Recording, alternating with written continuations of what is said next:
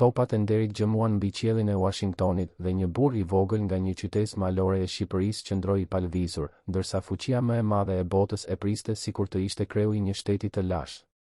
Ishte vjeshta e largët e fillimit të viteve 90 dhe ai njeri me vetulla të trasha e me sy që dukej se llogarisnin gjithçka në heshtje, sapo kishte vënë firmën e tij në një dokument që asnjë shqiptar para tij nuk e kishte firmosur. Roja e nderit qëndronte ngrirë. Fotografët mbanin frymën. Dhe ministri I mbrojtjes I një vendi që sapo kishte dalë nga 45 vjet errësirë dhe tela me gjemba, tani shtrëngonte dorën e gjeneralëve të largët sikur t'i kishte njohur prej një jete të tërë. Pak veta në atë sallë madhështore e dinin nga vinte ai burr. Dhe askush, absolutisht askush, nuk e merrte me mend se ku do të përfundonte. Sepse pak vite më vonë, po ai njeri që topat e nderit e kishin përshëndetur si burr shteti, do të largohej nga vendi I tij I lindjes nën zhurmën e plumbave. Helikopterët e huaj ngriheshin me nxitim nga toka shqiptare. Dhe dora e padukshme e kaosit gëlltiste gjithçka që ai kishte ndërtuar me aq kujdes. Ushtria që ai e kishte reformuar gur pas guri, ushtria që ai e kishte çuar drejt portave të botës perëndimore, po shkrihej brenda pak ditësh si bora në diell. Depot e armëve po hapeshin njëra pas tjetrës. 656.000 armë po dilnin në duart e një populli të çmendur nga zemërimi dhe nga uria. Dhe ai, arkitekti I një ëndre, tani ishte burri që të gjithë donin ta fajsonin. Quhej Safet Zhulali. Sot emri I tij është gdhendur në një rrugë të një qytete veriore, është shkruar me shkronja deri në vendime bashkiake, është mbuluar me medalje dhe me tituj që ju dhan vetëm pasi nuk ishte më. Por në vitet e fundit të jetës, po ai emër mbante mbi supe peshën e një katastrofe kombëtare. Burri që ishte pritur me ceremoni në kryeqytetin e fuqisë botërore, do të akuzohej një ditë për krime kundër njerëzimit. Dhe pastaj, kur drejtësia do ta linte të lirë, do të ndodhte diçka edhe më e çuditshme. Ai do të heshte. Do të heshte për gjithçka. Ka një frazë që, sipas atyre që e kanë dëgjuar, ai e përsëriste kur e shtrëngonin për të vërtetën e atyre ditëve të tmerrshme. Ai do të thoshte se ngjarjet e vitit 97 ishin një grop e zezë që ndoshta nuk do të hapej kurrë. Mendojeni mirë këtë fjali. Burri që dinte më shumë se kushdo tjetër se çfarë kishte ndodhur vërtet me ushtrinë shqiptare, burri që kishte qenë në qendër të vorbullës, zgjodhi ta merrte të vërtetën me vete. Pse e bëri këtë një njeri që e quanin të ndershëm deri në palc? Çfarë fshihej në atë grop të zezë që ai nuk donte ta hapte? Dhe a ishte vërtet besnikëria e tij e verbër ndaj një ideali dhe ndaj një udhëheqësi ajo që në fund I kushtoi gjithçka, deri edhe vetë jetën? Sepse kjo është historia e një mësuesi matematike që u bë ministër. Historia e një lojtari shahu që ul përballë një tabele ku gurët ishin njerëz të vërtetë dhe ku një lëvizje e gabuar nuk merrej kurrë mbrapsht. Është historia e një burri që e deshi shtetin e tij të ri me një dashuri pothuajse fetare, dhe që për këtë dashuri pagoi çmimin më të hidhur që mund të paguajë një njeri.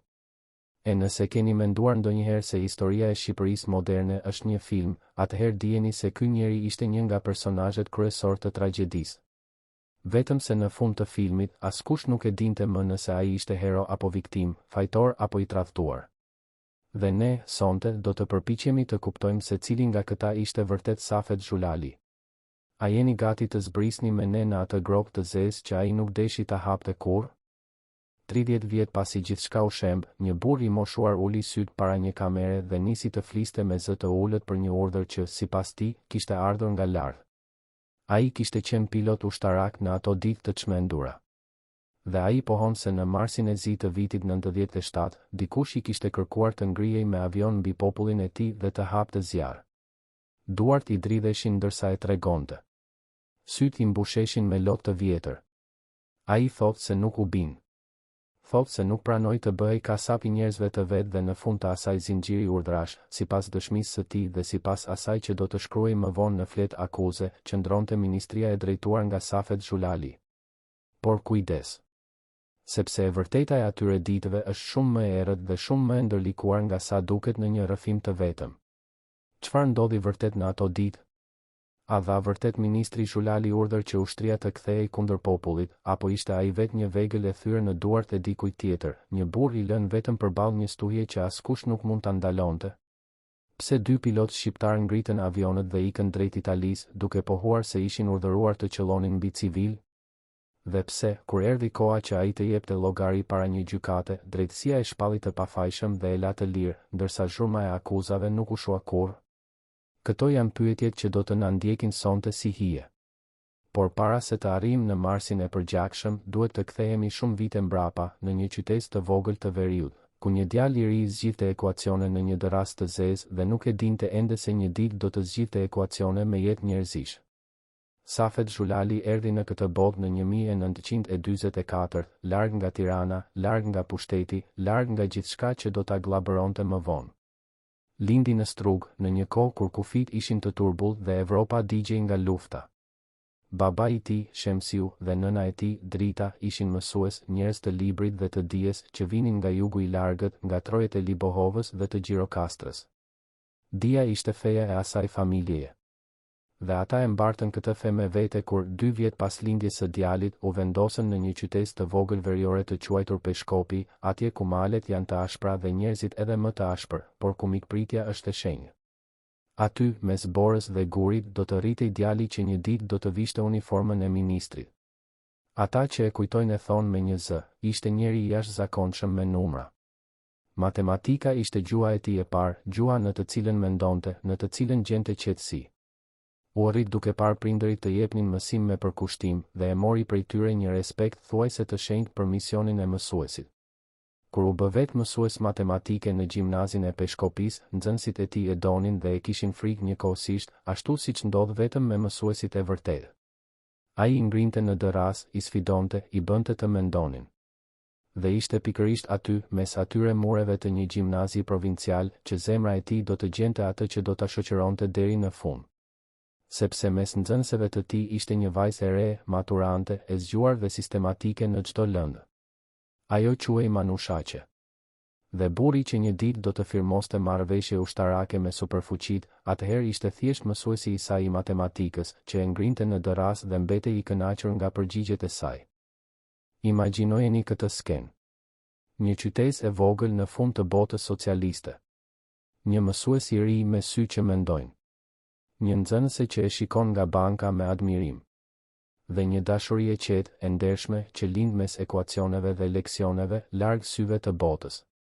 Ata u njohën në atë gjimnaz dhe u dashuruan në atë gjimnaz. Asnjëri prej tyre nuk e dinte se po lidhte fatin me një njeri që historia do ta merrte një ditë në duart e veta të ftohta dhe do ta përpiste pa mëshirë. Manushaqja do të bëhej gruaja e tij, nëna e fëmijëve të tij dhe dëshmitarja e fundit e tragjedisë së tij. Ajo do të rinte pranë tij në ditët e lavdis në Tiranë dhe do të rinte pranë tij edhe kur do të iknin natën nga vendi i tyre si kriminal në Arati. Por kjo ishte ende larg. Përpara se politika ta glabëronte, Safeti kishte një pasion tjetër, një pasion që sot duket pothuajse profetik. Ai luante shah. Jo thjesht luante, por mendonte si lojtar shahu. Në vitet 70 garoi për ekipin e qytetit të tij dhe më vonë u bë trajner i ekipit të femrave, të cilin e çoi deri në një titull kombëtar në fund të viteve 80. Mendoni për këtë. Burri që do të drejtonte një ushtri, që do të llogariste lëvizje në një fushbetejë reale, e kishte stërvitur mendjen mbi tabelën bardhë e zi, ku çdo gur ka vlerën e vet dhe ku mbreti, në fund, është gjithmonë figura më e brishtë. Por a e dinte ai atëherë, ndërsa lëvizte ushtarët prej druri mbi dëras, se një ditë do të luante një lojë ku humbja nuk do të thoshte thjesht një ndeshje e mbyllur, por jetë të shkatëruara, një shtet të rrëzuar dhe një emër të njollosur për jetë. Pastaj ra muri. Pastaj erdhi viti 1990 dhe Shqipëria, e fundit në Evropë që mbante mbi shpinë barrën e komunizmit, filloi të lëvizte. Studentët dolën në rrugë. Statujat ranë. Dhe njerëz që gjithë jetën kishin heshtur, pa pritur filluan të flisnin. Mësuesi i matematikës nga Peshkopia ishte një prej tyre. Ai nuk ishte njeri që kërkonte pushtet, thonë ata që e njihnin. Ai ishte njeri që besoi në një ide. Besoi se vendi i tij mund të bëhej i lirë, perëndimor, normal. Besoi me gjithë shpirt. Dhe pikërisht ai besim i pastër, ai idealizëm i njeriut të provincës që sheh për herë të parë dritën e lirisë, do të bëhej në fund litari me të cilin fati do ta lidhte. Sepse kur ti jep gjithçka një ide dhe një njeriu, ti nuk e di se po nënshkruan një kontratë ku çmimi mund të jetë vetë jeta jote. Kur mësuesi i qet i peshkopis dëgjoi për herë të parë fjalën ministër pranë emrit të tij, a e ndjeu ai, qoftë edhe për një çast, se po i jepnin në dorë një tabelë shahu ku ai kur nuk do të mund të fitonte. Erdhi një ftesë. Erdhi një takim. Dhe ai takim do të ndryshonte gjithçka. Në fillim të viteve 90, kur Partia Demokratike po linte mes entuziazmit dhe kaosit të një vendi që po zgjohej, mësuesi i matematikës nga Peshkopia u thirr për një rol që asnjë ëndër e tij e dikurshme nuk e kishte parashikuar. Ai kishte qenë një nga themeluesit e degës së Partisë së Re në qytetin e tij verior, kishte folur në sheshe, kishte bindur, kishte besuar. Dhe besimi i tij u vu re. Kur erdhi koha që njerëzit e rinj të merrnin frenat e një shteti të rënuar, dora e fatit e zgjodhi atë për një nga postet më të rënda që mund të mbante një njeri në një vend pa traditë demokratike, pa para dhe pa shpresë. I dhan mbrojtjen. I dhan ushtrinë. I dhan një gjigant të sëmur e të varfër që duhej rilindur nga e para. Ishte 1992 kur Safet Zhulali u zgjodh deputet i popullit, duke përfaqësuar trevën e Dibrës dhe pastaj, në prill të atij viti, u emërua ministër i mbrojtjes. Ishte 48 vjeç. Imagjinojeni peshën që ra mbi supet e tij.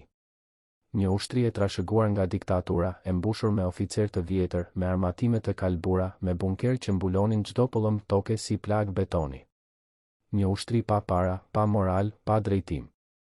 Dhe ai, ish mësuesi, ish trajneri i shahut, duhej ta kthente atë makineri ndryshku në një forcë moderne, perëndimore, të denjë për të trokitur në derën e aleancës më të madhe ushtarake të botës. Shumë do të kishin ikur me vrap nga një detyrë e tillë. Ai e mori. Dhe e mori me një zell pothuajse të verbër, me bindjen se po shërbente jo një njeriu, por një ëndër. Dhe duhet thënë, sepse është e vërtetë, se në fillim ai pati sukses. Pati sukses të madh. Ai e çoi Shqipërinë drejt strukturave euroatlantike. Ai dorëzoi kërkesën që vendi i tij të bëhej antar i Aleancës Perëndimore, një hap që dikur do të kishte qenë i paimagjinueshëm për një vend që për dekada e kishte quajtur Perëndimin armik. Dhe pastaj erdhi ai moment historik, ajo marrëveshje ushtarake mes Shqipërisë dhe Shteteve të Bashkuara, e nënshkruar në vjeshtën e vitit 93, marrëveshja e parë e këtij lloji mes fuqisë amerikane dhe një vendi të ish bllokut lindor. Mendoni sa larg kishte ardhur ai mësuesi i matematikës. Nga dërasa e zezë e një gjimnazi malor deri te tavolina ku firmosej e ardhmja gjeopolitike e një kombi. Ata që ishin pranë tij e kujtojnë si njeri korrekt që respektonte ligjin, që ktheu në detyrë oficer të aftë pavarësisht bindjeve të tyre politike dhe që pikërisht për këtë fitoi respekt e autoritet të vërtet në radhët e ushtarakëve. Por ndërsa ai mblidhte lavde jashtë kufive, ndërsa topat e nderit gjëmonin për të në kryeqytetin e fuqisë botërore, diçka po kalbej në heshtje brenda vendit të tij. Ndërsa ministri ndërtonte një fasadë madhështore moderniteti, themelet po gërryeshin nga një sëmundje që asnjë reformë ushtarake nuk mund ta shëronte. Skemat piramidale po rriteshin si një tumor i fshehur në trupin e shoqërisë shqiptare. Mira e mira njerëz po shisnin shtëpit, po shisnin bagëtin, po jepnin gjithçka që kishin, të magjepsur nga premtimi i pasurisë së shpejtë. Parat rridhnin si lum drejt kompanive që, në të vërtetë, nuk prodhonin asgjë, përveç iluzionin. Dhe askush, as ministri i mbrojtjes që firmoste marrëveshje me të mëdhenjtë e botës, nuk e kuptonte ende se nën këmbët e tyre po mblidhej baruti i një shpërthimi që do të shkatëronte gjithçka. Kështu funksionon tragjedia. Ajo nuk vjen me bubullima. Ajo vjen ngadalë, e maskuar si triumf. Në çastin kur Safet Zhulali ndihej në majën e karrierës së tij, në çastin kur emri i tij shqiptohej me respekt në sallat e fuqisë, ora e fatit kishte filluar të rrite në heshtje. Çdo sukses i tij ishte njëkohësisht një hap drejt humnerës, sepse sa më lart ngjitej ai dhe qeveria që ai shërbente, aq më e thellë do të ishte rënia kur toka të hapej. Populli që sot e duartrokiste, nesër do ta mallkonte.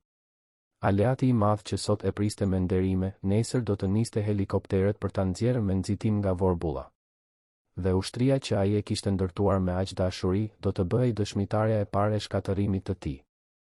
Ndaj, ndërsa ai burr i vogël me vetulla të trasha qëndronte krenar nën topat e nderit të Washingtonit, ndërsa shtrëngonte duart e të fuqishmëve dhe ndoshta mendonte se kishte arritur kulmin, a kishte filluar tashmë të digjej në heshtje fitili nën gjithçka që ai kishte ndërtuar? A ishte ajo ditë lavdje në të vërtet fillimi i fundit? Dhe sa larg ishte ai mësues idealist nga e vërteta e tmerrshme se ëndra së cilës po i shërbente me aq besnikëri, po kthehej ngadalë në një kurth nga i cili ai nuk do të dilte më kur i gjallë. Kishte një kontratë të padukshme që Safet Xhulali e kishte nënshkruar shumë vite më parë, jo me boj dhe jo me letër, por me shpirt. Ishte kontrata e besnikërisë. Ai kishte premtuar vetes se do t'i shërbente deri në fund idesë së Shqipërisë së re dhe njeriut që e mishëronte atë ide në sytë e tij. Dhe kontratat e tilla, ato të lidhura me zemër e jo me firmë, janë më të rrezikshme nga të gjitha. Sepse ti nuk mund t'i prishësh kurrë. Ti i mban edhe kur toka të hapet nën këmbë. Ti i mban edhe kur gjithçka rreth teje merr flak. Dhe pikërisht kjo kontratë e padukshme, kjo besnikëri e thellë gati e verbër, do të bëhej tragjedia e tij më e madhe. Sepse erdhi një ditë kur ideja për të cilën ai kishte dhënë gjithçka, filloi të kthehej në hi. Gjithçka nisi me një gënjeshtër kolektive, një ëndër të rreme që pushtoi një kombë të tërë. Ndërsa ministri ndërtonte ushtrinë dhe firmoste marrëveshje me të mëdhenjtë e botës, në rrugët e Shqipërisë po ndodhte një magji e zezë. Kompani me emra tingëllues u premtonin njerëzve të thjeshtë se paratë e tyre do të shumë fishoheshin brenda muajsh. Premtonin fitime që nuk ekzistojnë në asnjë ekonomi të kësaj bote. Dhe njerëzit besuan. Besuan ashtu siç beson një i uritur në një copë bukë. Familje të tëra shitën shtëpitë e tyre. Fshatarë shitën lopën e fundit, dhinë e fundit, arën e të parëve. Të gjithë vrapuan të jepnin kursimet e një jete në duart e atyre që, në të vërtetë, nuk prodhonin asgjë veç iluzionin. Ishte një hardhutës e madhe që po gëlltiste pasurinë e një populli të tërë, dhe pak veta lart e kuptonin se sa thellë kishte hyrë helmi. Mendoni për shifrën, sepse ajo është marramendëse. Një popull prej rreth 3 milion frymësh humbi diçka rreth 1 miliard e 200 milion dollar.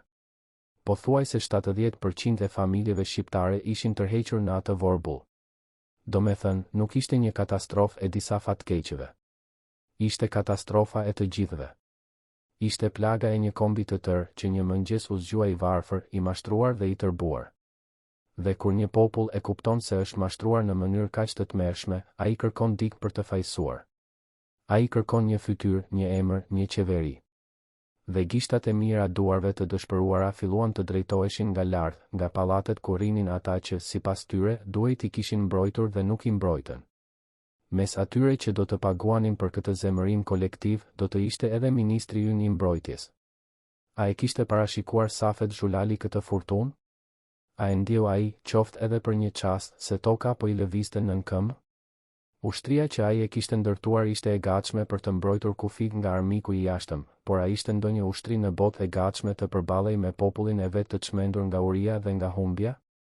Çfarë mendonte ai natën, kur shifrat e tmerrshme të varfërimit kalonin para syve të tij si ekuacione pa zgjidhje?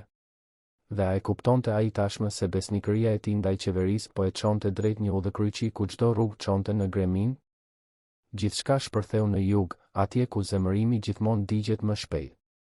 Në një ditë të ftohtë shkurtit të vitit 97, rreth 50 studentë në qytetin bregdetar të Vlorës nisën grevën e urisë brenda mureve të universitetit.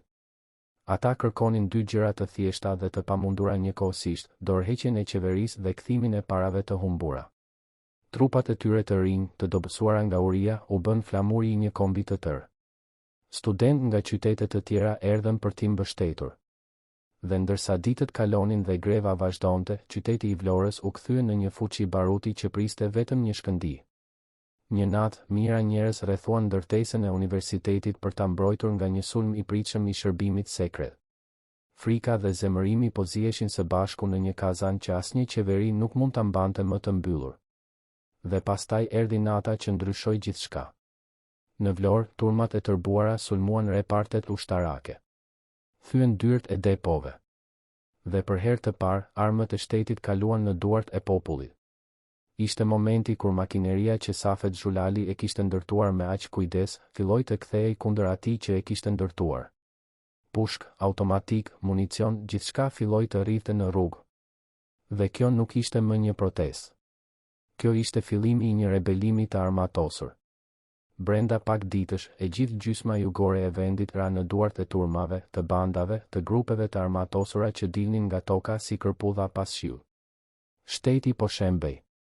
Dhe ushtria e bukur e modernizuar e ministrit, po shkrihej si akull, sepse ushtarët e thjesht ishin bijtë e atij populli të mashtruar dhe shumë prej tyre nuk donin të qellonin mbi vëllezërit e tyre. Imagjinojeni dramën që po luhej në zyrat e qeverisë në ato orë. Imagjinojeni ministrin e mbrojtjes që merr telefonata njëra pas tjetrës, secila më e zezë se tjetra. Ky repart ra. Ky qytet u dorëzua. Këto depo u zbrazën. Çdo lajm ishte një gozhd në arkivolin e gjithçkaje që ai kishte besuar. Burri që kishte firmosur marrëveshje me superfuqit, tani nuk mund të mbronte asnjë repart të vetëm në jugun e vendit të tij. Çdo gjë po i shembej në duar. Dhe në mes të kësaj, ai duhej të vendoste. A duhej të përdorej forca kundër popullit? A duhej që ushtria, ajo që mbeti besnike, të dilte kundër bijve të kombit? Ose a duhej të dorëzohej gjithçka dhe të pranohej humbja? Çfarë do të kishit bërë ju, po të kishit qenë në vendin e tij, mes besnikërisë ndaj një qeverie dhe gjakut të popullit tuaj? Sa më shumë afrohej fundi, aq më e rëndë bëhej bara mbi shpinën e tij. Ata që e kanë njohur thonë se ai nuk ishte njeri i gjakut, nuk ishte njeri që do të kënaqej duke parë vuajtjen. Por ai ishte i lidhur me atë kontratë të padukshme besnikërie që e mbante peng. Dhe ndërsa qeveria të cilës ai shërbente refuzonte të dorëzohej, ndërsa nga lart vinin urdhra për të mbajtur me çdo kusht pushtetin, ministri i mbrojtjes u gjend i bllokuar mes detyrës dhe ndërgjegjes. Disa thonë se ai u përpoq të frenonte përdorimin e forcës. Të tjerë e akuzojnë se ai ishte pjesë e makinerisë që vendosi të luftonte. E vërteta, ashtu si gjithmonë në atë grop të zezë, mbetet e mbuluar nga tymi i atyre ditëve. Por një gjë është e sigurt, njeriu që dikur ishte pritur me topa nderi, tani po digjej brenda në heshtje, ndërsa vendi i tij merrte flak. Dhe pikërisht këtu lind një nga misteret më të errëta të asaj kohe. Sepse ndërsa jugu binte, nga lart u dha një urdhër që do të mbahej mend për gjithmonë. U vendos që depot e armëve në veriun e vendit të hapeshin, gjoja për të mbrojtur popullsinë nga dhuna që po vinte nga jugu. Pra, ndërsa në jug armët po vidheshin me forcë, në veri ato po jepeshin pothuajse vullnetarisht. Rezultati ishte i njëjti, një vend i tërë u mbush me armë. Sipas të dhënave të organizmave ndërkombëtar, në ato javë u zhdukën nga depot ushtarake rreth 656.000 armë, 1,5 miliard fishek, miliona granata dore dhe 1 milion mina. Kuptojeni këtë. Një komb i tërë u armatos brenda pak javësh. Çdo shtëpi, çdo familje, çdo fëmijë mbi 10 vjeç mund të mbante një armë në dorë. Dhe pyetja që ende sot të lë pa gjumë është, kush ishte vërtet përgjegjës për këtë çmenduri dhe sa dinte ministri i mbrojtjes për urdhrat që po e shkatëronin ushtrinë e tij. Ndërkohë, në heshtjen e zyrave, po ndodhte diçka edhe më e errët. Sepse, sipas dëshmive që dolën në dritë vetëm shumë vite më vonë, dikujt ju kërkua të bënte të paimagjinueshmen. 2 pilot ushtarak shqiptar ngritën avionet e tyre dhe, në vend që t'i drejtonin kundër popullit, ikën përtej detit drejt Italisë. Ata pohuan se ishin urdhëruar të hapnin zjarr mbi civil, mbi njerëzit e tyre, mbi ata që po protestonin në rrugë. Mendojeni tmerrin e atij momenti. Avion lufte gati të ngriheshin kundër një populli të parmatosur në thelb, kundër nënave dhe baballarëve dhe fëmijëve që kishin humbur gjithçka. Pilotët thanë jo. Ata zgjodhen arratisjen para krimit. Por kush e dha atë urdhër? Sa lart shkonte ai zinxhir? Dhe a kalonte ai zinxhir, qoftë edhe tërthorazi, nga dera e zyrës ku ulej Safet Xhulali? Këto janë pyetjet që pas pak vitesh do të bëhen akuza zyrtare kundër tij. Por para se të arrijmë atje, duhet kuptuar drama njerëzore e burrit në qendër të kësaj fortune. Ai kishte ardhur nga një qytet e vogël ku jeta ishte e thjeshtë dhe e ndershme. Ai kishte qenë mësues, njeri që mendonte për të mirën e nxënësve të tij. Dhe tani gjendej në majën e një piramide pushteti që po shembej, i rrethuar nga vendime që do të përcaktonin nëse do të vdisnin njerëz apo jo. Si e mbante atë peshë një ish mësues matematike? Si flinte ai natën, nëse flinte fare? Çfarë i thoshte gruas së tij, Manushaqes, kur kthehej në shtëpi me fytyrën e bardhë si çarçaf? Ne nuk e dim me siguri. Por dim se ai burr ishte në prag të humbjes së gjithçkaje dhe ende mbante atë besnikëri të verbër ndaj një qeverie që po e tërhiqte me vete drejt humnerës. Dhe ja ku vjen momenti më i dhimbshëm, momenti kur shikuesi do të donte të bërtiste, ndalu, ik, shpëto veten dhe familjen tënde, sepse gjithçka ka mbaruar.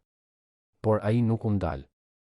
Ditën kur kryeministri dha dorëheqjen, ditën kur qeveria praktikisht ra, kur u shpall gjendja e jashtëzakonshme dhe vendi u zhyt në një natë pa fund, Safet Xhulali ende ishte aty, ende i lidhur me detyrën e tij, ende duke u përpjekur të mbante diçka që nuk mbahej më. Ai dha dorëheqjen nga posti i ministrit në ditët e para të marsit, kur tashmë gjithçka kishte humbur. Ishte vonë. Ishte tepër vonë. Ushtria ishte shkrirë, depot ishin zbrazur, jugu ishte në duart të rebelëve, dhe emri i tij ishte tashmë i lidhur përgjithmonë me katastrofën më të madhe të Shqipërisë moderne. Por edhe dorëheqja nuk ishte fundi i ferrit të tij. Sepse kur një shtet shembet, kur turmat sulmojnë gjithçka që simbolizon pushtetin, njerëzit si ai bëhen objektiv. Shtëpitë e zyrtarëve digjeshin. Emrat e tyre shqiptoheshin me mallkime në sheshe. Dhe befas, ministri që dikur ishte pritur si burr shteti në kryeqytetin e fuqisë botërore, u kthye në një njeri që duhej të fshihej, që duhej të mbronte jetën e tij dhe të familjes nga zemërimi i një populli të tradhtuar. Bota që ai kishte ndërtuar me aq kujdes kishte rënë mbi të si një kullrëre. Dhe tani fillonte kapitulli më i errët i jetës së tij, kapitulli i arratisjes, i akuzës dhe i mërgimit. Çfarë i mbetej një njeriu që kishte humbur gjithçka brenda pak javësh? Karriera e tij ishte shkatëruar. Ushtria e tij ishte zhdukur. Vendi i tij ishte në kaos. Dhe mbi kokën e tij po mblidheshin rreth e zeza të një gjyqi që do të vinte. Por para se të arrinte gjyqi, para se drejtësia të thoshte fjalën e saj, Safet Xhulali do të merrte vendimin më të dhimbshëm të jetës së tij. Ai do të largohej. Do të linte vendin për të cilin kishte dhënë gjithçka. Do të ikte si i arratisur nga toka që e kishte parë të ngjitej kaq lart. Dhe pyetja që do të na ndjek në kapitujt e ardhshëm është kjo: a ishte ai një fajtor që po ikte nga drejtësia, apo një viktimë e pafajshme që po shpëtonte jetën nga një turm e verbër? Dhe çfarë e priste atje, për te detit, në tokën e huaj ku do të strehohej? Ka një qytet në jug të Shqipërisë ku detin e shije plot me anije që dikur i përkisnin flotës ushtarake, por tani lundronin nën komandën e bandave të armatosura. Quhej Sarand, dhe ajo që ndodhi atje në ato javë është dëshmia më e qartë se sa thellë kishte rënë shteti që Safet Xhulali kishte ndihmuar të ndërtojë. Burra me automatik patrullonin rrugët. Anijet e marinës lundronin nën flamuj rebelimi. Dhjetëra ushtar braktisën uniformën dhe ju bashkuan turmës. Dhe me njerëz të shërbimit sekret të shtetit u soll në mënyrë aq të tmerrshme, sa edhe sot kujtimi i atyre skenave të ngrin gjakun. Sepse kur autoriteti shembet plotësisht, kur frika e ligjit zhduket brenda një nate, njeriu zbret në vendet më të errëta të shpirtit të tij. Dhe Shqipëria, vendi i vogël ballkanik që sapo kishte ëndërruar Evropën, zbriti atje në fund të humnerës. Imagjinojeni një shtet që zhduket si avull. Burgjet u hapën dhe kriminalët më të rrezikshëm dolën të lirë në rrugë bashkë me popullin e zemëruar. Zyrat e doganave dhe të taksave u dogjen. Bankat u plaçkitën. Moneda kombëtare humbi gati gjysmën e vlerës brenda pak kohe. Çmimet u ngjitën marramenthi. Industria u ndal. Tregtia u ngri. Dhe njerëzit e thjesht, ata që kishin humbur kursimet e një jete në skemat mashtruese, tani jetonin në mes të një anarkie ku ligji i vetëm ishte tyta e pushkës. A mund ta ndalonte një ministër i vetëm këtë rrjedhë? A mund ta ndalonte një ushtri e tërë? Apo kishte ardhur tashmë momenti kur asgjë dhe askush nuk mund të bënte më asgjë, kur makina e shkatërimit kishte marrë një shpejtësi që asnjë frenim njerëzor nuk e ndalonte. Bota e jashtme shikonte me tmerr. Shtetet e mëdha të Evropës dhe përtej saj nisën të nxirrnin me nxitim qytetarët e tyre nga feri shqiptar. Helikopterët gjerman, amerikan dhe grek filluan të zbrisnin mbi një vend që po digjej, për të shpëtuar të huajt që kishin mbetur të bllokuar në mes të kaosit. Mendoni për imazhin. Një vend evropian në fund të shekullit të 20, i mbushur me armë të vjedhura dhe i rënë në duart e bandave. Superfuqitë dërgonin ushtarët e tyre jo për të luftuar një armik të jashtëm. Ata vinin vetëm për të nxjerrë njerëzit e tyre nga mesi i një populli që kishte humbur mendjen nga dëshpërimi. Dhe ironia më e hidhur ishte kjo, pikërisht aleatët që Safet Xhulali i kishte kërkuar me aq ngulm, pikërisht perëndimi që ai e kishte ëndërruar, tani po vinte jo për ta përqafuar Shqipërinë, por për të ikur prej saj me nxitim. Çfarë ndjeu ministri i mbrojtjes në ato çaste? Burri që kishte qenë i pari shqiptar i pritur me topa deri në kryeqytetin amerikan, tani shite helikopteret e huaj që largoheshin nga vendi i tij sikur të aratiseshin nga një vend i mallkuar. Gjithçka për të cilën ai kishte punuar, gjithçka për të cilën ai kishte dhënë netët e tij pa gjumë, po shndërrohej në hi para syve të tij. Dhe pyetja e tmerrshme që duhet të ketë rënduar mbi ndërgjegjen e tij ishte kjo: a ishte ai pjesë e fajit, apo thjesht një dëshmitar i pafuqishëm i një tragjedie që e tej kalonte? A kishte gabuar ai diku, në ndonjë vendim, në ndonjë urdhër, në ndonjë heshtje? Apo ishte thjesht një njeri i ndershëm i kapur në rrjetën e historisë që paguan për mëkatet e të tjerëve? Ka një nuancë të rëndësishme që duhet thënë, sepse drejtësia kërkon ekuilibër. Sipas atyre që e mbrojnë kujtimin e tij, Safet Xhulali nuk ishte njeriu që urdhëroi gjakun. Ata thonë se ai ishte një teknokrat, një reformator, një njeri i ushtrisë moderne që u gjend i bllokuar mes një qeverie që nuk dorëzohej dhe një populli që nuk durohej më. Ata kujtojnë se kur erdhi koha e gjyqit, drejtësia e shpalli të pafajshëm. Por sipas atyre që e akuzojnë, ai ishte pjesë e zinxhirit të komandës që vendosi të përdorte forcën, që mendoi ta mbante pushtetin me çdo kusht, edhe me çmimin e jetëve njerëzore. Dhe mes këtyre dy versioneve, mes heroit dhe fajtorit, qëndron e vërteta e vërtet, e fshehur ende sot në atë grop të zezë që ai nuk deshi ta hapte. Kush ka të drejtë? Ndoshta të dyja palët. Ndoshta asnjëra. Dhe ndoshta vetëm ai e dinte dhe e mori me vete. Sepse kjo është tragjedia e besnikërisë së verbër. Kur ti jep gjithçka një ide dhe një udhëheqësi, ti humbet aftësinë të shohësh qartë. Ti bëhesh pjesë e diçka e më të madhe se vetja, dhe kur ajo gjë shembet, ti shembesh bashkë me të, edhe nëse duart e tua janë të pastra. Safet Xhulali, ish mësuesi i matematikës nga Peshkopia, ish trajneri i shahut, e kishte lidhur fatin e tij me një projekt politik.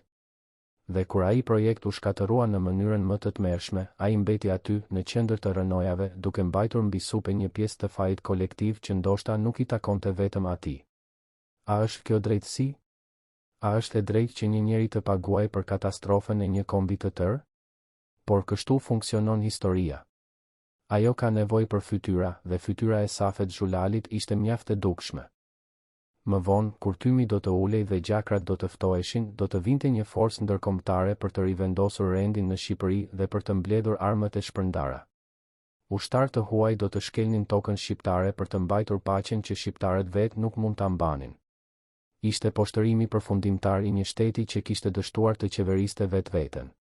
Por për Safet Xhulalin, ai poshtërim do të vinte tepër vonë, sepse deri atëherë ai do të kishte ikur tashmë, do të kishte lënë pas tokën e tij, do të ishte bërë një emër në fletët e akuzës dhe një hije në mërgim. Ushtria që ai e ndërtoi nuk arriti ta mbronte vendin nga vetja e tij. Dhe rendi që u rivendos nga duart të huaja, jo nga ato të ministrit që dikur ëndërronte një ushtri të denjë për botën perëndimore. Ndërsa vendi digjej, ndërsa lajmet bëheshin gjithnjë e më të zeza, në shtëpinë e familjes Xhulali rritej një frikë e re, një frikë shumë më personale se ajo politike. Sepse turmat e zemëruara nuk i kursenin shtëpitë e zyrtarëve. Emrat e tyre shqiptoheshin me mallkim. Dhe gruaja e ministrit, Manushaqja, ajo vajzë e dikurshme maturante që e kishte dashuruar mësuesin e saj të matematikës, tani shite se si bota e tyre po shembej gur pas guri. Fëmijët e tyre, 3 vajza, ishin në rrezik. Familja që kishte njohur lavdinë e zyrave qeveritare dhe nderimet ndërkombëtare, tani fshihej, priste, dridhej. Si bën një baba kur kupton se besnikëria e tij ndaj një ideali ka vënë në rrezik jo vetëm karrierën e tij, por edhe jetën e fëmijëve të tij? Çfarë çmimi është i drejtë të paguajë një familje për bindjet politike të babait? Ata që e njihnin nga afër thonë se në ato ditë ai u plak para kohe.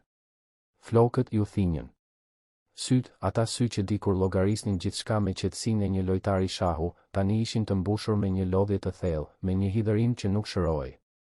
Sepse ai e kuptonte. E kuptonte se gjithçka kishte mbaruar.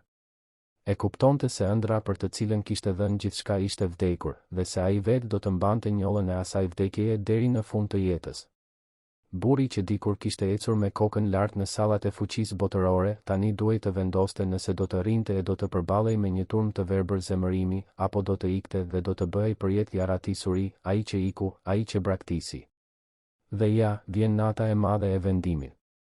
Pas dorëheqjes nga posti, pas rënies së plotë të qeverisë, pas shpalljes së gjendjes së jashtëzakonshme, Safet Xhulali u gjend para zgjedhjes më të rëndë të jetës së tij. Të rinte ose të ikte. Të përballej ose të shpëtonte familjen.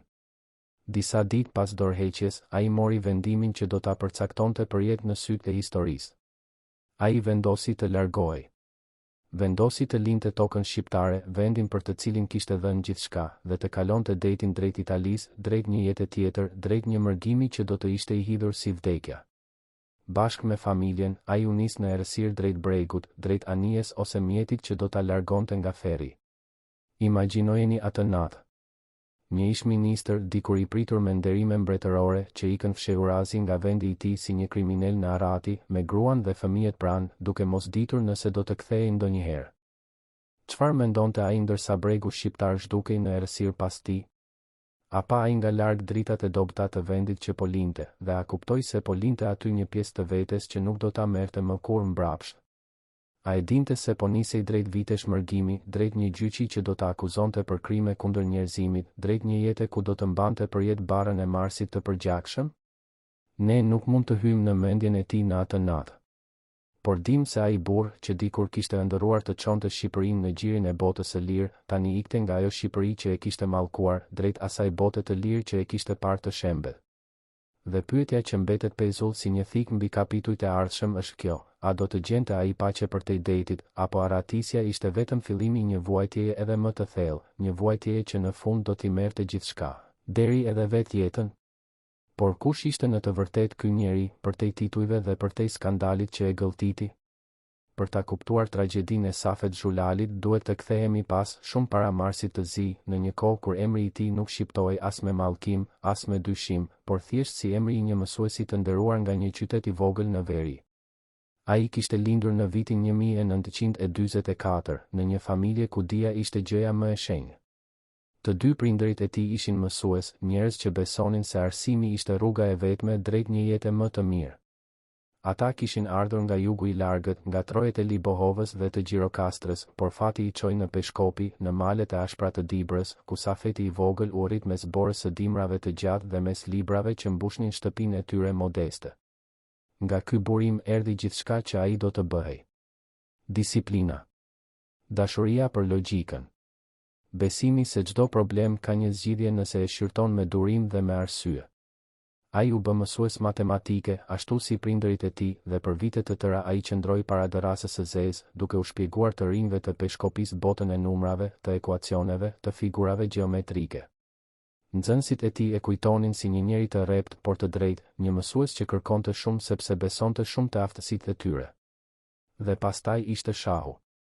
Kjo lojë e lashtë e mendjes u bë pasioni i tij i vërtetë. Ai nuk ishte thjesht një lojtar i mirë. Ai ishte një mjeshtër që e kuptonte shahun në thellësi. Ai e shihte fushën jo si 64 katror të thjesht, por si një fushëbetejë ku çdo lëvizje kishte pasoja. Aty durimi mund të nxitimin, dhe ai që mendonte 10 hapa përpara fitonte mbi atë që shihte vetëm hapin e radhës. Ai stërviti ekipe të tëra, dhe në drejtimin e tij, skuadra e vajzave të qytetit të tij arriti majën, duke fituar titullin kombëtar në fund të viteve 80. Mendoni për ironinë e hidhur të kësaj. Një njeri që e dinte më mirë se kushdo se si të parashikonte rrezikun disa hapa përpara. Një strateg që u kishte mësuar të rejave ta shihnin tablon e plot para se të lëviznin. Dhe pikërisht ky njeri do të kapej një ditë në një lojë ku të gjitha llogaritë do të dilnin gabim. Një lojë ku çdo lëvizje çonte drejt humbjes, dhe ku as mendja e tij e mpreth nuk do ta shpëtonte dot nga mati që po afrohej. Në jetën e tij personale, ai gjeti dashurinë pikërisht aty ku jepte dijen. Ai u martua me një nga ish-nxënëset e tij, një grua që do t'i qëndronte pranë gjatë gjithë rrugëtimit, në ditët e lavdisë dhe në netët e errëta të rënies. Bashk ata arritën 3 vajza. Familja ishte për të një kështjell, një vend ku njeriu i fortë i politikës mund të ishte thjesht baba dhe burr. Dhe pikërisht kjo familje do të paguante më vonë një çmim të rënd për besnikërinë e tij, duke e ndjekur në mërgim, duke duruar turpin dhe frikën, duke parë kreun e shtëpisë të shndërrohej nga ministër në të aratisur. Kur ra muri i izolimit dhe Shqipëria u zgjua nga 10 vjeçarët e gjatë të mbylljes totale, njerëz si Safet Xhulali ndjen se kishte ardhur koha e tyre. Pas viteve të errëta, kur vendi kishte qenë i mbyllur si një kala pa dyrë, larg botës, i varfër dhe i frikësuar, tani hapej një epokë e re. Dhe ai u hodh në të me gjithë zemrën. Ai besoi se Shqipëria mund të ndryshonte, se mund të bëhej pjesë e botës së lirë, se vendi i tij i vogël ballkanik mund të ecte krah për krah me kombet e mëdha. Si ministër i mbrojtjes, ai ndoqi këtë ëndër me një përkushtim që i bëri përshtypje edhe vetë ushtarakëve. Ai donte ta modernizonte ushtrinë, ta nxirrte nga hija e së kaluarës, ta lidhte me strukturat perëndimore. Ai kishte një cilësi që e bënte të respektuar edhe nga ata që nuk ndanin bindjet e tij politike. Ai kërkonte aftësinë para besnikërisë partijake. Thuaj se ai ftoi përsëri në radhët e ushtrisë oficer të aftë që ishin lënë anash për shkak të bindjeve të tyre, sepse për të dia dhe profesionalizmi vlenin më shumë se ngjyra politike. Ky ishte mësuesi në të, ai që vlerësonte talentin kudo që e gjente. Pikat më të larta të karrierës së tij erdhën kur ai e çoi Shqipërinë drejt një afrimi historik me fuqitë e mëdha. Marrëveshja ushtarake që u nënshkrua me Shtetet e Bashkuara në fillim të viteve 90 ishte një moment i jashtëzakonshëm. Ishte një nga marrëveshjet e para të këtij lloji me superfuqisë amerikane dhe një vendi që sapo kishte dalë nga bloku lindor. Për një kombë të vogël që për dekada kishte qenë i izoluar nga gjithë bota, kjo ishte një arritje gjigante. Dhe kur ai udhëtoi për në tokën amerikane, ai u prit jo si përfaqësuesi i një shteti të vogël e të varfër, por si një burg shteti i një kombi mik. E pritën me nderime, me ato të shtëna solemne që u rezervohen vetëm dinjitarëve të rëndësishëm. Imagjinoni atë çast. Mësuesi i matematikës nga malet e Dibrës, biri i dy mësuesve modest, tani qëndronte i nderuar në zemrën e fuqisë botërore. Sa larg kishte ardhur. Sa lart ishte ngjitur. Dhe sa thellë do të ishte rënia. Sepse ndërsa ai ndërtonte marrëveshje dhe ëndra, nën sipërfaqen e shoqërisë shqiptare po piqej një katastrofë e tmerrshme, një bombë me sahat që do të shpërthente dhe do të merrte me vete gjithçka, përfshirë edhe atë. Kjo katastrofë nuk kishte lidhje me ushtrinë, as me kufit, as me armiqtë e jashtëm. Ajo erdhi nga brenda, nga lakmia, nga padituria, nga shpresa e dëshpëruar e një populli të varfër për t'u pasuruar shpejt. Ishin skemat piramidale. Në vitet kur Shqipëria po përpiqej të mësonte rregullat e një ekonomie të re tregu, mira qytetarë ranë në kurthin e premtimeve të çmendura. Kompani të dyshimta u premtonin njerëzve fitime përrallore, interesa që dyfishonin paratë brenda muajsh. Dhe një popull që sapo kishte dalë nga varfëria e thellë, që ëndërronte një jetë më të mirë, u besoi këtyre premtimeve me një dëshpërim që sot të lëndon zemrën. Siç e pam tashmë, njerëzit kishin derdhur në këto skema gjithçka që kishin, me bindjen e dëshpëruar se më në fund kishte ardhur shpëtimi. Por pak veta e kuptonin atëherë sa e madhe ishte në të vërtetë kjo çmenduri kolektive. Llogaritet se në këto piramida u futën rreth $1,2 miliard, një shumë marramendëse për një vend kaq të vogël dhe kaq të varfër. Dhe një pjesë e madhe e popullsisë, ndoshta 2/3 e një kombi prej rreth 3 milion banorësh, ishte e lidhur në një mënyrë a në një tjetër me këtë çmenduri kolektive. Pastaj, ashtu siç ndodh gjithmonë me piramidat, ato u shembën. Njëra pas tjetrës, skemat ranë dhe me to ra edhe ëndra e miliona njerëzve. Parat u zhdukën. Kursimet e një jete u avulluan brenda netësh. Familje të tëra mbetën në rrugë, pa shtëpi, pa para, pa shpresë. Dhe nga kjo dëshpërim i pamat lindi një tërbim që do të përpinte gjithë vendin. Sepse njerëzit nuk e pranuan se ishin gabuar vetë. Ata kërkuan dikë për të fajsuar. Dhe gishti u drejtua nga qeveria, nga shteti, nga ata që ishin në pushtet. U përhap bindja se qeveria e dinte, se qeveria kishte lejuar këto skema, se qeveria ishte përgjegjëse për rënimin e tyre. Dhe kështu, dhimbja u kthye në zemërim, zemërimi në protest, dhe protesta në kryengritje të armatosur. Ja pra konteksti i vërtet i tragjedisë së Safet Zhulalit. Ai nuk ra për shkak të një skandali personal. Ai nuk u rrëzua nga një intrigë e vogël. Ai u kap në mes të një katastrofe kombëtare me përmasa apokaliptike, një shpërthim shoqëror që asnjë ministër, sado jaftë, nuk do të mund ta ndalonte vetëm. Ai ishte ministri i mbrojtjes i një shteti, fati i të cilit po shembej nën peshën e mëkateve që nuk i kishte bërë ai. Dhe pikërisht këtu qëndron tragjedia e besnikërisë së verbër. Sepse ndërsa toka po hapej nën këmbët e gjithë vendit, ndërsa jugu po digjej dhe armët po dilnin nga depot, Safet Zhulali mbeti besnik. Besnik ndaj qeverisë në të cilën bënte pjesë. Besnik ndaj liderit të cilit i kishte dhënë besimin. Besnik ndaj idesë se Randy duhej ruajtur me çdo kusht. Ai nuk u largua kur shumë të tjerë do të kishin ikur. Ai qëndroi në postin e tij ndërsa gjithçka shembej, duke u përpjekur deri në fund të mbante të paktën një copë Randy në kaosin e përgjithshëm. A ishte kjo trimëri apo verbëri? A ishte besnikëri fisnike apo një gabim tragjik? Ndoshta të dyja njëkohësisht. Sepse besnikëria, kur është absolute, e verbon njeriu ndaj çastit kur duhet të largohet, ndaj momentit kur kauza është humbur dhe vetëm shpëtimi i mbetur ka kuptim. Ai qëndroi besnik ndaj një anije që po fundosej, dhe kjo besnikëri e tërhoqi atë poshtë bashkë me të. Mendoni për njerëzit e thjeshtë në ato ditë. Mendoni për nënat që kishin humbur kursimet e fëmijëve të tyre.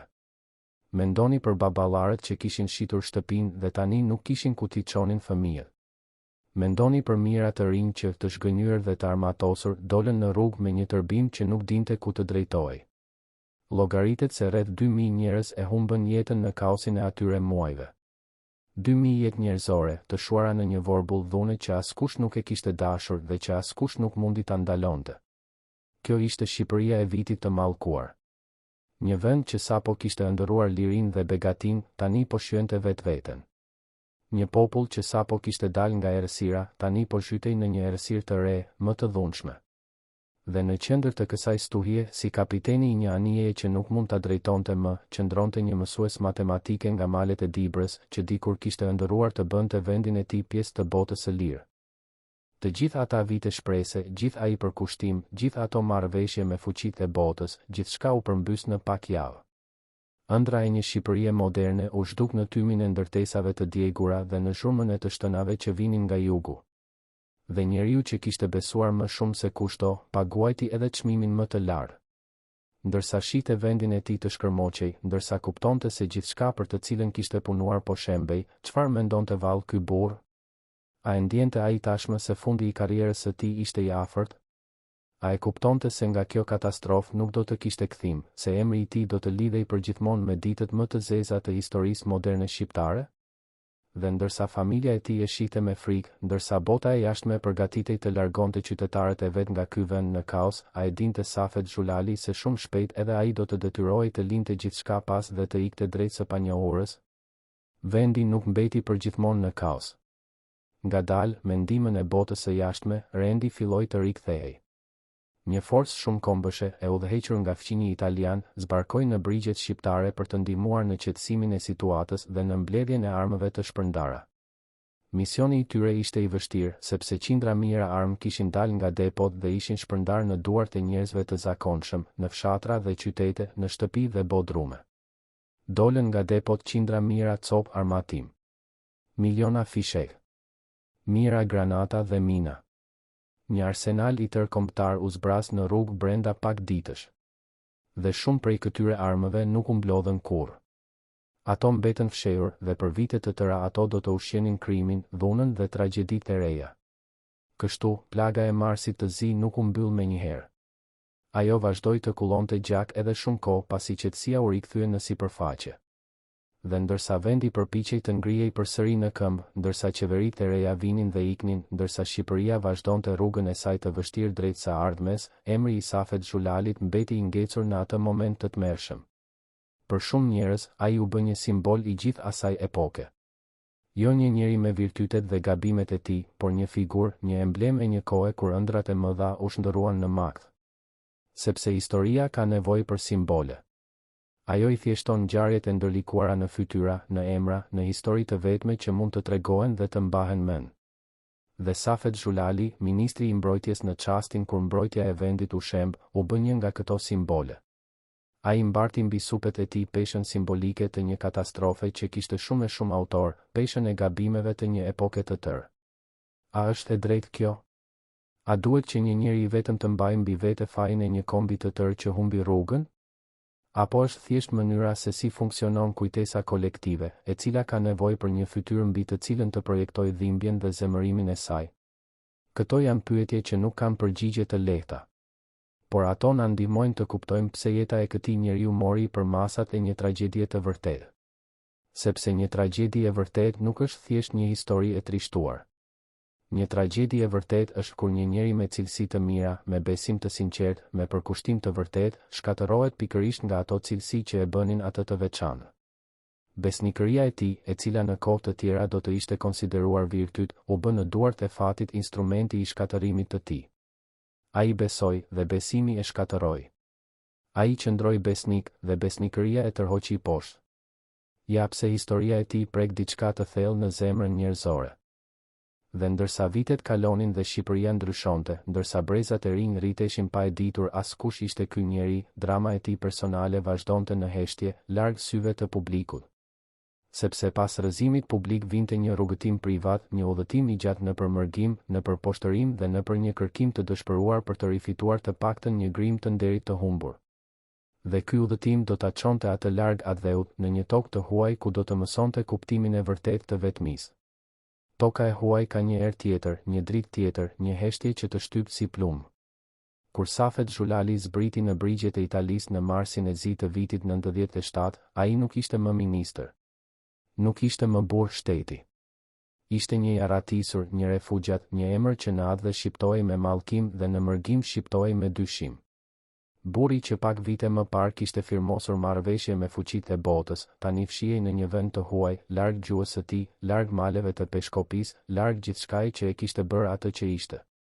Dhe pranë tij ishin gruaja dhe fëmijët, dëshmitarët e heshtur të një rrëzimi që asnjë familje nuk e meriton. A kishte menduar ndonjëherë mësuesi i dikurshëm i matematikës se jeta e tij do të mbaronte në mërgim? A e dinte se kjo arratisje do të ishte vetëm fillimi i një kalvari edhe më të gjatë? Sepse mërgimi nuk e shpëtoi nga e kaluara. Përkundrazi, e kaluara e ndoqi për te detit si një hije që nuk ndahet kur nga trupi. Në atë dhe, ndërsa pluhuri i Marsit ulej dhe një qeveri e re merrte frenat, filloi puna e ftohtë e drejtësisë dhe e hakmarrjes politike. Emrat e atyre që kishin qenë në pushtet gjatë katastrofës u shkruan në lista. Dosjet u hapën. Dëshmit u mblodhen. Dhe mes emrave që do të kërkoheshin për të dhënë llogari për tragjedinë e një kombi, ishte ai i Safet Xhulalit, ish ministrit të mbrojtjes, burrit nën komandën e të cilit ushtria ishte shkrirë dhe armët ishin shpërndar. Ata që dikur e kishin admiruar, tani heshtnin. Ata që dikur kishin ecur pranë tij nëpër sallat e pushtetit, tani shihnin nga ana tjetër. Dhe ai e kuptoi, atje në mërgim, se ishte lënë vetëm të mbante mbi supe një faj që ndoshta i përkiste shumë më tepër njerëzve se sa vetëm atij. Kjo është pjesa më e hidhur e historisë, sepse këtu shfaqet tradhtia më e thellë, jo e një njeriu të vetëm, por e vetë rrjedhës së ngjarjeve. Kur një projekt politik dështon në mënyrë kaq spektakolare, kur një komb kërkon fajtor, makineria e pushtetit gjithmonë gjen dik për ta sakrifikuar. Dhe shpesh ai dikush është njeriu i ndershëm, teknokrati, ai që besoi më shumë se të tjerët. Sepse njeriu që beson verbërisht është gjithmonë më i lehtë për t'u lënë vetëm. Ai nuk luan lojra. Ai nuk ka mbrojtje. Ai ka vetëm besnikërinë e tij dhe besnikëria në botën e ftohtë të politikës nuk të shpëton kur toka të hapet. A ishte Safet Xhulali pikërisht ky lloj njeriu i sakrifikuar nga ata që duhej ta mbronin? Apo ishte vërtet fajtor për atë që ju ngarkua? Dhe a do ta mësojmë ne ndonjëherë të vërtetën, apo ajo do të mbetet përgjithmonë e mbyllur në gropën e zezë që ai vetë nuk deshi ta hapte? Pas detit, larg syve të botës, fshihej një burr krejt tjetër nga ai që njihte publiku. Publiku kishte njohur ministrin e fortë, reformatorin, njeriun me vetulla të trasha që firmoste marrëveshje me të mëdhenj. Por në 4 muret e një banese të huaj, ekzistonte një burr i thyrë, një baba që nuk dinte si t'u shpjegonte fëmijëve pse jeta e tyre ishte shkatëruar, një bashkëshort që shite në sytë e gruas së tij të njëjtën pyetje të heshtur: "Pse, Safet? Pse na solle deri këtu?" Ata që e njihnin nga afër në ato vite thonë se ai fliste pak. Mendonte shumë. Dhe shpesh rinte i ulur me orë të tëra, duke parë diku larg, sikur të luante në mendje një ndeshje shahu që e kishte humbur tashmë, por që e luante prap, duke kërkuar lëvizjen që do ta kishte shpëtuar. Por në jetën reale nuk ka lëvizje mbrapsht. Guri i lëvizur mbetet i lëvizur. Dhe gabimi, nëse ishte gabim, mbetet përgjithmonë. Mendoni se çfarë do të thotë të jetosh me peshën e 2000 të vdekurve. Sepse kaq njerëz, sipas të dhënave, humbën jetën në atë vit të mallkuar. 2000 familje shqiptare që kanë të dashurit e tyre. Dhe ministri i mbrojtjes, sido që të kishte qenë roli i tij i vërtet, e dinte se emri i tij ishte i lidhur me atë numër të tmerrshëm. Si fle një njeri me një peshë të tillë mbi ndërgjegje? Si zgjohet ai çdo mëngjes në një tokë të huaj, duke ditur se në atë dhe ka njerëz që e mallkojnë si shkaktarin e fatkeqësisë së tyre? Ata që besojnë në pafajësinë e tij thonë se ai vuante pikërisht sepse ishte i ndershëm, sepse një njeri pa ndërgjegje nuk do të kishte vuajtur kështu. Por ata që e akuzojnë thonë se ajo vuajtje ishte vetëm pesha e fajit. Kush ka të drejtë? Ndoshta vetëm Zoti dhe vetë Safeti e dinin. Dhe pastaj erdhi goditja që ai e priste me tmerr. Sepse mërgimi nuk zgjati gjithmonë dhe rrugët e fatit e çuan përsëri afër atë dheut, ku drejtësia e priste me dorë të hapur, jo për ta përqafuar, por për ta arrestuar. Në një ditë gushti të vitit 98, Safet Xhulali u arrestua. Akuza ishte nga më të rëndat që mund të dëgjojë një njeri, krime kundër njerëzimit për rolin e tij gjatë trazirave të vitit 97. Mendojeni peshën e atyre fjalëve. Krime kundër njerëzimit. I njëjti njeri që ishte pritur me topa deri në kryeqytetin amerikan, që kishte ëndërruar të çonte Shqipërinë në gjirin e botës së lirë, tani ishte i mbyllur prapa hekurave, i akuzuar për një nga krimet më të rënda që njeh ligji i njerëzimit.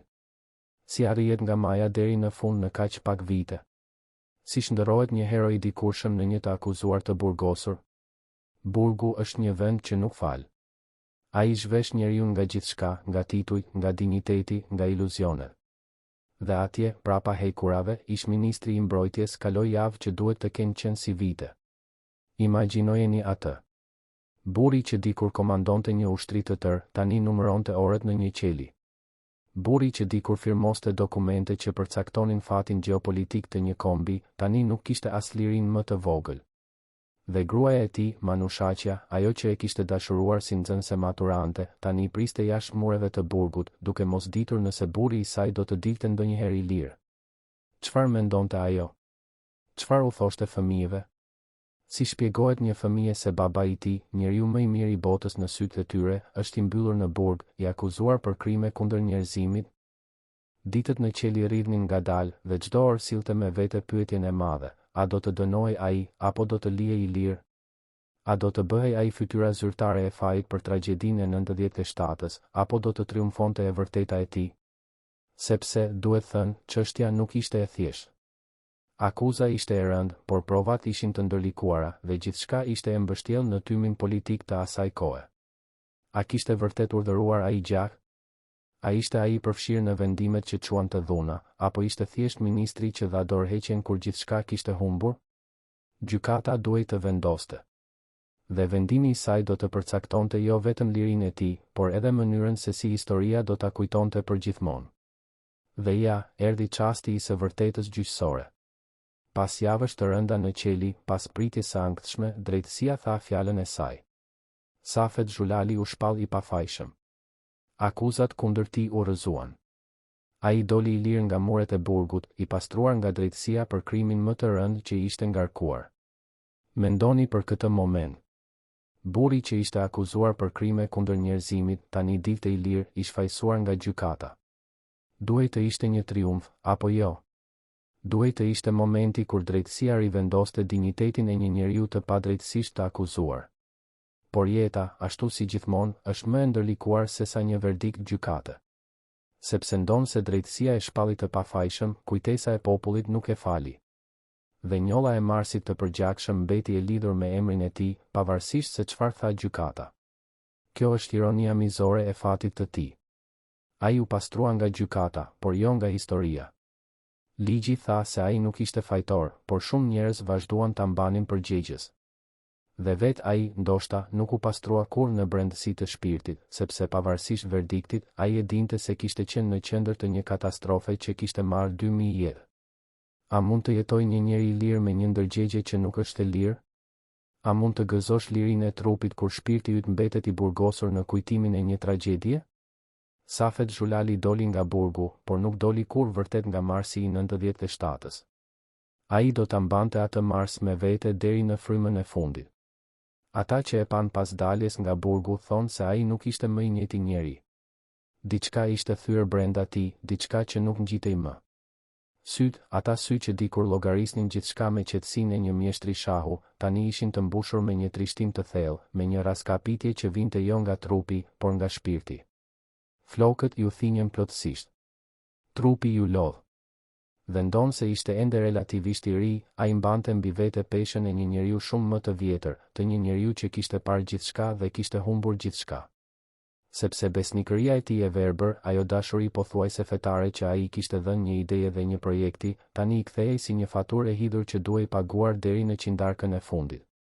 Dhe pyetja që mbetet pezull mbi këtë kapitull, pyetja që na çon drejt fundit të tij, është kjo: çfarë i mbetet një njeriu që është pastruar nga drejtësia, por jo nga kujtesa? Çfarë i mbetet një burri që ka humbur atë karrierën, nderin dhe paqen e shpirtit, dhe që tani jeton vetëm me kujtimet dhe me peshën e një faji që ndoshta nuk ishte i tij? A do të gjente ai një grim qetësie në vitet e fundit, apo demonët e Marsit do ta ndiqnin deri në fund?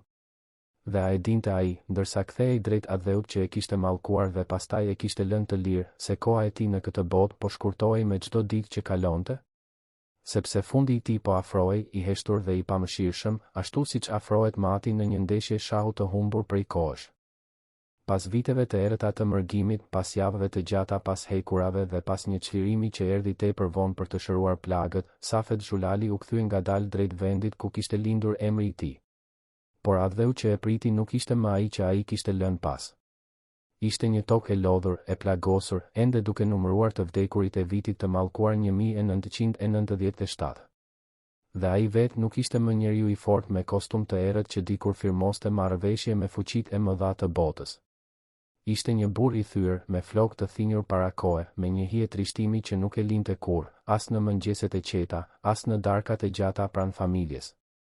Vitet e fundit të jetës së tij rodhen si një lum i ngadalshëm dhe i errët. Burri që kishte qenë në qendër të çdo ngjarjeje, që kishte ecur nëpër korridoret e pushtetit me hapin e sigurt të një njeriu që e dinte vlerën e vet, tani jetonte në heshtje. Telefonat që dikur binin pa pushim ranë gjithnjë e më rrallë. Miqtë e dieshëm, ata që e kishin përqafuar në ditët e lavdis, kthenin kokën anash kur e takonin rrugës. Sepse politika ka një kujtesë të çuditshme. Ajo i mban mend fitoret vetëm sa kohë ato sjellin dobi dhe i harron njerëzit në çastin kur ata bëhen barë. Dhe Safet Xhulali ishte bërë pikërisht kjo. Një emër që shumë kush parapëlqente ta harronte. Një kujtim i pakëndshëm i një epoke që të gjithë donin ta linin pas. Ai e ndjente këtë heshtje rreth vetes si një mur që ngrihej gjithnjë e më i larë. Ai e shihte në sytë e njerëzve, në mënyrën se si ata zgjidhnin fjalët me kujdes kur fliste për të kaluarën. Dhe ndoshta kjo ishte dënimi më i rëndë, shumë më i rëndë se javët në qeli. Sepse një qeli ka mure që mund t'i prekësh, ndërsa haresa nuk ka formë, nuk ka fund dhe nuk të lë kurrë të qelë. Familja u bë e vetmja stre e tij. Gruaja, ajo që dikur kishte qenë nxënësja e tij dhe që pastaj kishte ndarë me të gjithë rrugëtimin, qëndroi pranë tij edhe në këto vite të zymta. Vajzat e rritura tashmë e shihnin baban e tyre ndryshe. Ato e kujtonin atë si njeriun e fuqishëm të fëmijërisë dhe tani shihnin para vetes një burr që fliste pak, që rrinte gjatë i ulur pranë dritares me sytë e humbur diku larg, ndoshta në malet e peshkopisë, ndoshta në ditët kur gjithçka ishte ende e mundur.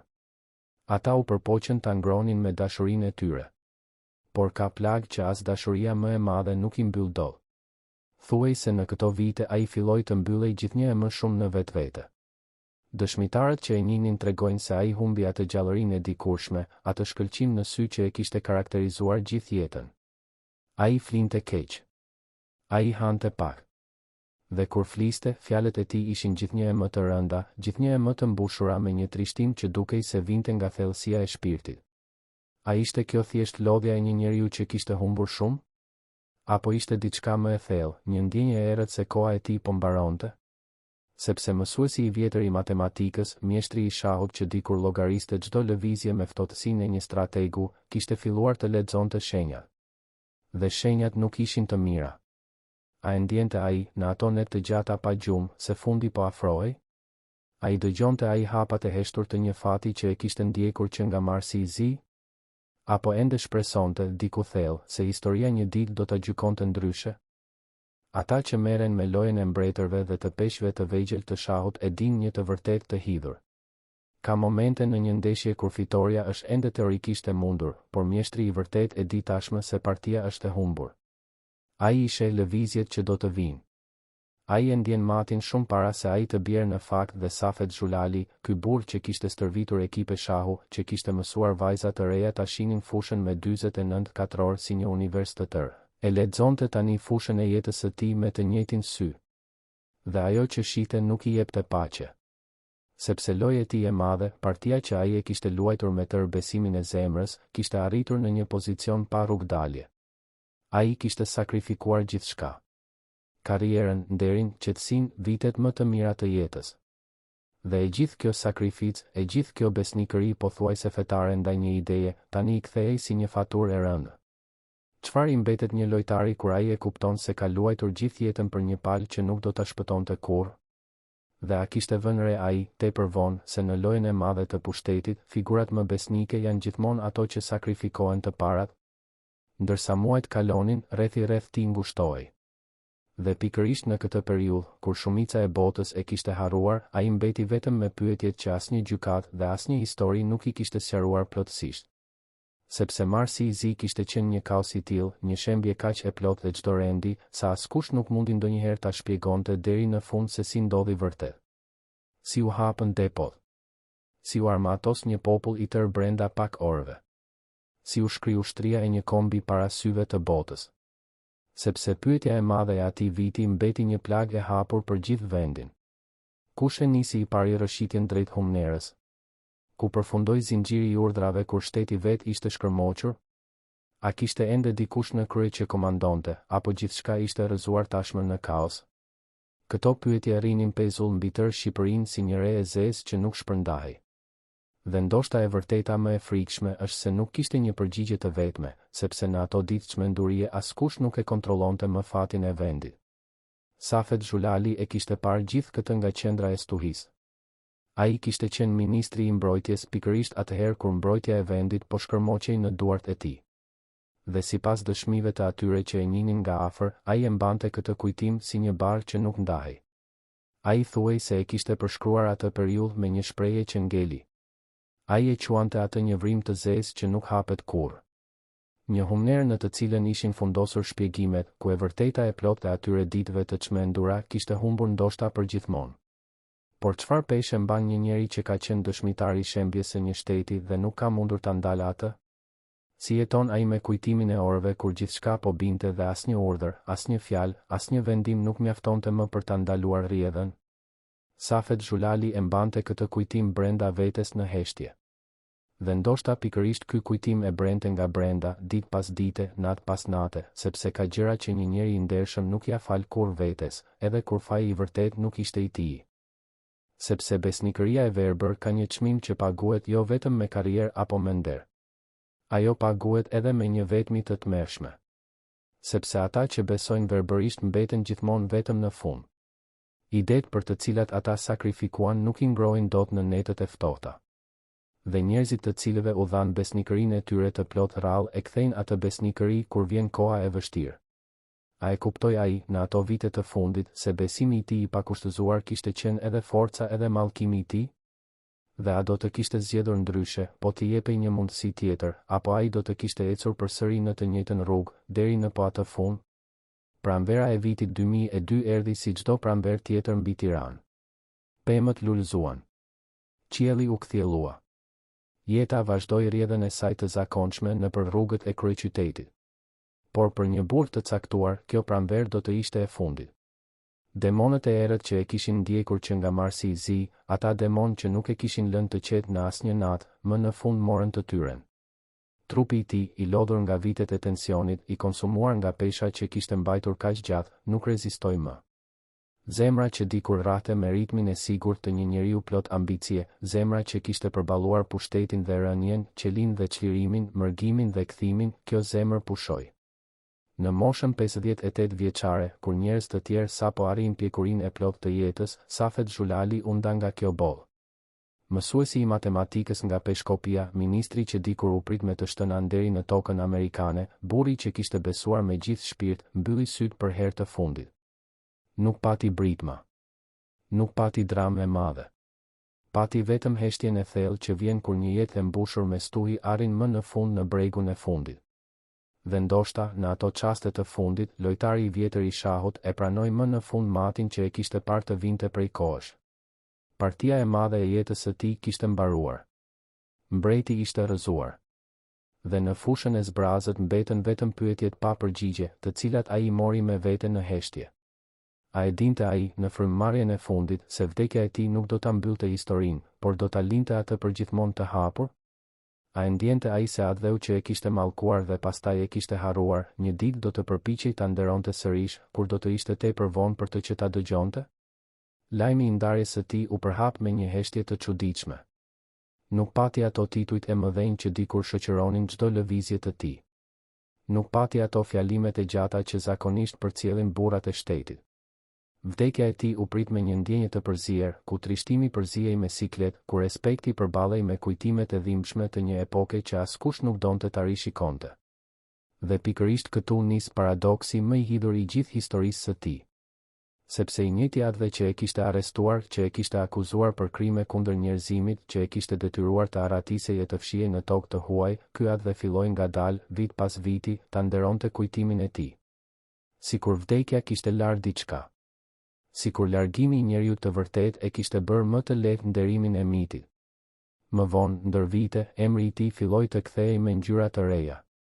Atij iu dha një nga nderimet më të larta të shtetit, një medalje e lartë lirie, e dhënë nga vetë lideri të cilit ai kishte qenë gjithë jetën besnik. Pastaj qyteti i Peshkopis, vendi ku ai ishte rritur, ku kishte mësuar matematikë dhe ku kishte stërvitur ekipet e shahut, e shpalli atë qytetar deri në vitin 2006. Një rrugë e tërë mori emrin e tij, ashtu që fëmijët që ende nuk kishin lindur kur ai vdiq, një ditë do të ecnin nëpër një rrugë që mbante mbiemrin e një njeriu për të cilin nuk dinin asgjë. Libohova, toka e të parëve të tij, e nderoi gjithashtu disa vite më vonë. Ministria që ai dikur e kishte drejtuar i dha një medalje mirënjohjeje në vitin 2009, sikur të kërkonte falje me vonesë për ditët kur e kishte braktisur. Dhe edhe një qytet tjetër, vite më pas, i dha titullin e qytetarit të nderit. Kështu, ngadalë, statuja e mitit u ngrit mbi varrin e njeriu. Por çfarë vlere kanë nderimet që vijnë pasi njeriu është larguar? Çfarë ngrohtësie i japin medaljet një burri që nuk është më aty t'i mbajë në gjoks? Ja kontrasti më i dhëmshëm i gjithë kësaj historie. Kur ai kishte nevojë për një fjalë mbështetjeje, atë u i ktheu shpinën. Kur ai u akuzua dhe u burgos, miqt e dieshëm heshtën. Kur ai jetonte vetmin e viteve të fundit, telefoni nuk binte më. Dhe pastaj, vetëm pasi zemra e tij pushoi, vetëm pasi ai nuk mund të ndjente më as dhimbjen as nderimin, atëherë erdhën medaljet, titujt, rrugët me emrin e tij. Ku ishte gjithë ky nderim kur ai ishte gjallë? Ku ishin gjithë këto fjalë të bukura kur ai lexonte shenjat e fatit në netët e tij pa gjumë? E vërteta e hidhur është se shoqëria e nderon shpesh të vdekurin që e ka braktisur të gjallin. Sepse një hero i vdekur nuk kërkon asgjë. Ai nuk të kujton fajet e tua. Ai nuk të bën pyetje të pakëndshme. Ai thjesht qëndron aty, i ngrirë në kujtesë, një figurë e përshtatshme që mund ta nderosh pa pasur frikë se do të kërkojë llogari. Dhe ndërkohë, vrima e zezë për të cilën ai fliste mbeti e mbyllur. Pyetjet e mëdha të Marsit të zi nuk morën kurrë një përgjigje të plotë. Vitet kaluan, qeveritë ndryshuan, brezat u zëvendësuan, por ajo periudhë mbeti një kapitull i errët që historia shqiptare ende nuk e ka shkruar deri në fund. Ndoshta sepse e vërteta ishte tepër e dhimbshme. Ndoshta sepse në kaosin e atyre ditëve nuk kishte një të vërtetë të vetme, por mira fate të thyra njëkohësisht. Dhe pesha e gjithë kësaj mbeti varrosur në humnerën për të cilën fliste Safet Xhulali. Ndoshta një ditë, kur të kalojnë mjaft vite, kur historianët të mund ta shohin atë periudhë me sytë e ftohtë të kohës, ajo vrimë e zezë do të kuptohet më në fund deri në fund. Ndoshta brezat që do të vinë do ta lexojnë Marsin e zi jo si një mister, por si një mësim. Apo ndoshta, ashtu siç parashikoi vet ai, disa plagë janë aq të thella sa nuk shërohen kurrë plotësisht, dhe disa kapituj të historisë mbeten përgjithmonë gjysmë të shkruar. Kështu përfundon historia e një burri që e luajti lojën e jetës me tërë zemrën dhe e humbi atë pikërisht për shkak të zemrës. Safet Xhulali nuk ishte një engjëll dhe nuk ishte një përbindësh. Ai ishte diçka shumë më njerëzore dhe shumë më tragjike. Ai ishte një besnik.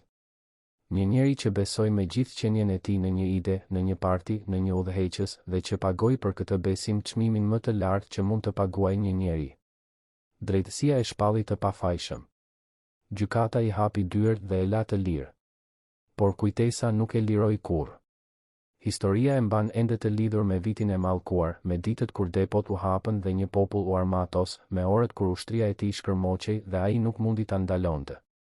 Mund të pastrojë një gjykatë. Por kush mund të pastrojë nga gjyqi i pafund i historisë? Dhe ndërsa shoh imazhin e atij burri të ri me kostum të errët që ecën i sigurt nëpër korridoret e pushtetit, që firmos marrëveshje me fuqitë e botës, që pritet me të shtëna deri në një tokë të largët, nuk mund të mos pyes veten. A e dinte ai atëherë, në ditët e lavdis, se çmimi i besnikërisë së tij të verbër do të ishte gjithçka që ai kishte? A do ta kishte ndryshuar diçka, po ta dinte? Mësuesi i vjetër i matematikës i mësonte dikur nxënësit e tij se çdo numër ka një logjik, se çdo ekuacion ka një zgjidhje, se në fund gjithçka del në vend nëse llogarit me kujdes. Por jeta nuk është matematik. Jeta nuk ka zgjidhje të pastra. Dhe besnikëria, kur është e verbër, nuk del kur në vend, sado me kujdes ta llogaritësh. Loja mbaroi shumë kohë më parë. Mjeshtri u largua nga tavolina. Dhe figurat mbetën të shpërndara mbi fushën e zbrazët, dëshmitar të heshtur të një partie që nuk do të luhet kurrë më. Por diku, në heshtjen e një vrime të zezë që nuk hapet, ende rri pezull pyetja e vetme që ka rëndësi. Sa vlen besnikëria, kur ata të cilëve u jep nuk janë aty kur bie mati? Dhe sa kushton vërtet dashuria e verbër ndaj një ideje, kur idet nuk varrosin kurrë besnikët e tyre, por i lën ata të varrosen vetëm?